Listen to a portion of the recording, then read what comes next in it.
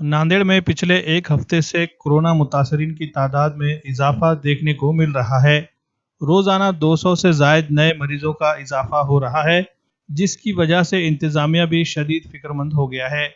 ऐसे में लॉकडाउन किया जाएगा या नहीं, इस बारे में अटकलें भी लगाई जा रही है और शहर में तरह तरह की अफवाहें गश्त कर रही है। आज जिला कलेक्टर डॉक्टर विपिन ईटनकर ने इस सिलसिले में अहम खुलासा किया है। लॉकडाउन के हालात का जायजा लेने के लिए रियासत के चीफ सेक्रेटरीज के साथ आज एक अहम वीडियो कॉन्फ्रेंसिंग के जरिए मीटिंग की गई। चीफ सेक्रेटरीज की जानिब से रियासत के तमाम अजला के कलेक्टर और दीगर अफसरान को हिदायत जारी की गई है कि वो कोरोना को फैलने से रोकने के लिए जो कुछ भी इकदामात उठाने की जरूरत पड़ रही है उन्हें उठाया जाए। ऐसे में नांदेड़ में लॉकडाउन के बारे में इंतजामिया की क्या सोच है, इस बारे में जिला कलेक्टर डॉक्टर विपिन ईटनकर ने अहम मालूमात दी है, जिसमें उन्होंने कहा है कि अभी फिलहाल इंतजामिया पूरे जिले में बैक वक्त लॉकडाउन करने का कोई इरादा नहीं रखता, बल्कि जिन मुकामात पर भीड़ बहुत नजर आ रही है और वहां के लोग एहतियाती तदाबीर अपनाने में सुस्ती से काम ले रहे हैं, तो उन मुकामात पर महदूद इलाके में लॉकडाउन किया जा सकता है। उन्होंने कोरोना वैक्सीन के बारे में भी अहम बातें बताई है।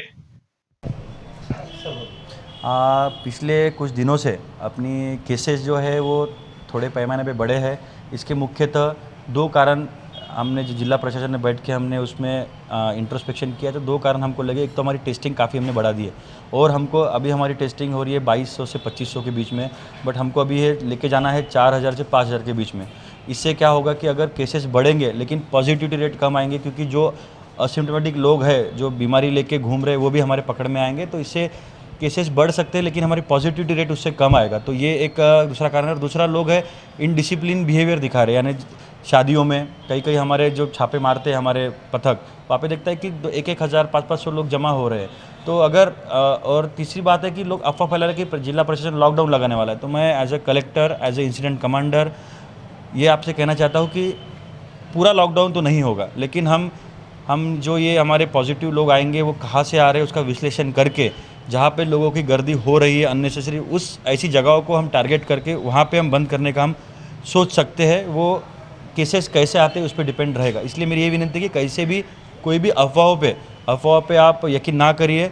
हमारा पहले भी कोविड से पिछले 1 साल से हम पब्लिक से, जिला प्रशासन, उसमें मैं collector, SP, municipal commissioner, CO जिला परिषद और पूरे हमारे लोग, हम आपसे डायरेक्ट कम्युनिकेट करते हैं मीडिया के थ्रू, न्यूज़पेपर के थ्रू या हमारा फेसबुक लाइव के थ्रू। तो आप किसी भी अफवाहों पे यकीन ना करिए। कुछ भी अगर डिसीजन लेने वाला होगा तो आपको पहले ही बता के ही वो डिसीजन लिया जाएगा।